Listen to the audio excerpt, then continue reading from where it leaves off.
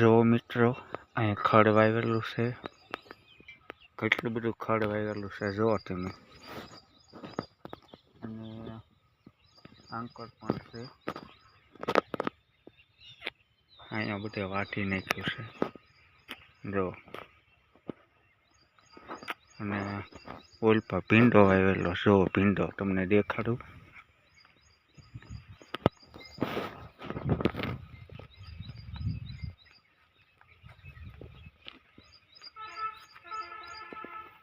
જો કેવું મસ્ત ઉગ્યું ખડ.